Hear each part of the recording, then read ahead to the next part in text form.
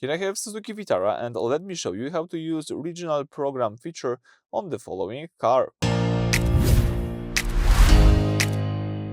So, at the very beginning, let me start by using the Suzuki Infotainment system. Here, let's find and select the gear icon to open the settings. Let me do it. From the list of settings, you need to use the left side of the display to select here the note icon to open the music settings.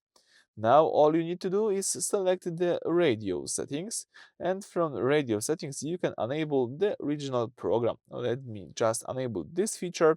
So this is a sub feature of the alternative frequency that you see above. I've always have this enabled. So some large national stations split their signal into regional news or weather.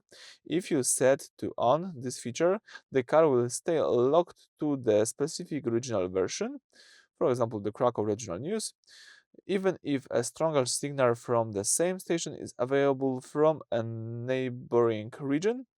So it can be quite useful, but you can also keep it off, so it will simply jump to whichever transmitter provides the clearest signal regardless of the regional content.